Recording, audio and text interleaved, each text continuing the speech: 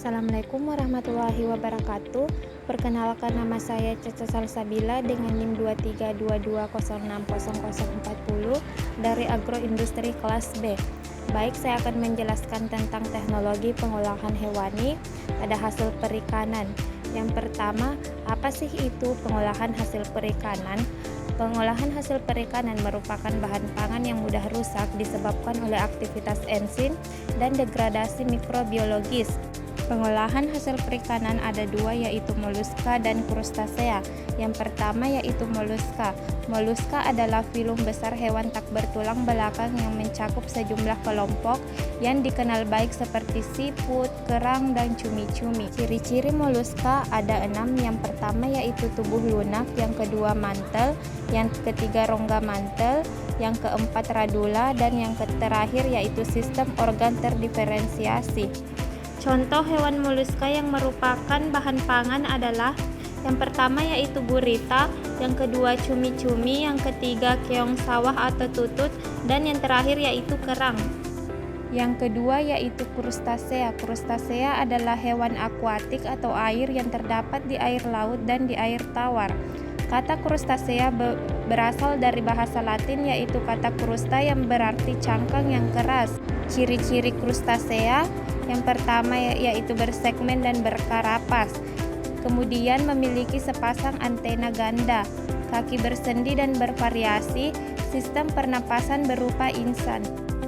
Contoh hewan krustasea yang merupakan bahan pangan adalah yang pertama yaitu udang, yang kedua kepiting, yang ketiga rajungan, dan yang terakhir yaitu lobster mutiara.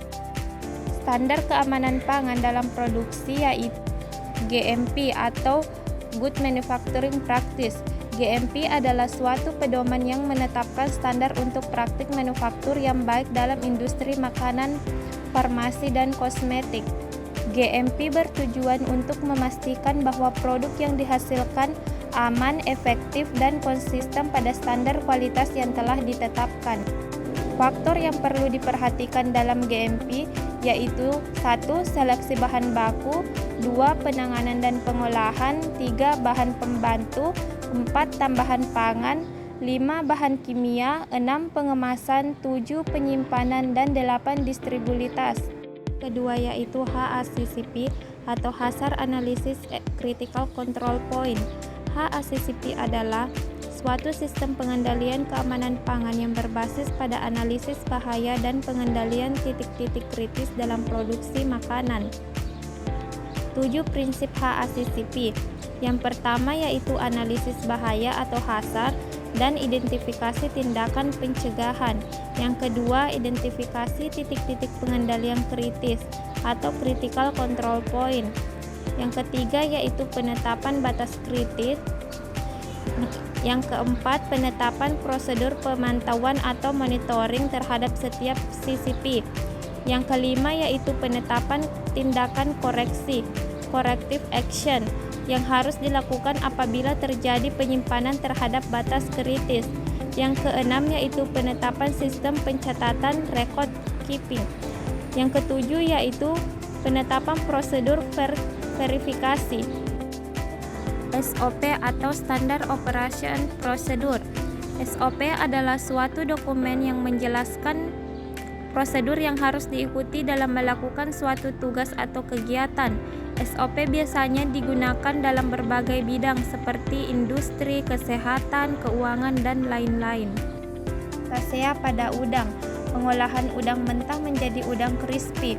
Langkah yang pertama yaitu kupas kulit udang, potong atau gunting kumisnya, sisakan ekor dan kepala. Keret sepanjang punggung udang, bersihkan kotoran, kemudian cuci hingga bersih. Langkah yang kedua yaitu udang ditaburi garam secukupnya untuk memberi rasa gurih di dagingnya. Aduk rata kemudian diamkan kurang lebih 30 menit sampai 1 jam. Langkah yang ketiga yaitu campur tepung, bagi menjadi 2 tepung. Separuh dibikin bahan basah dan sisanya untuk bahan kering. Beri sedikit air sampai agak kental, masukkan udang kemudian aduk rata. Langkah yang keempat yaitu gulingkan udang ke tepung kering. Kibas-kibaskan biar tepung yang menempel front banyak. api sedang sampai ke kuning keemasan, kemudian angkat dan tiriskan. Dan yang terakhir yaitu udang crispy siap disajikan. Kesimpulan, hasil perikanan merupakan sumber pangan yang rentan terhadap kerusakan karena aktivitas enzim dan mikroorganisme. Oleh karena itu, perlu dilakukan penanganan yang tepat untuk mempertahankan kualitas dan kesegaran hasil perikanan.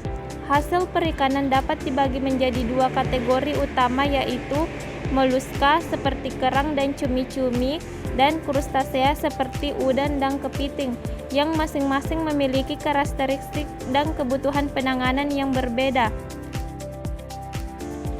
Itulah tadi penjelasan singkat dari saya. Sekian, assalamualaikum warahmatullahi wabarakatuh.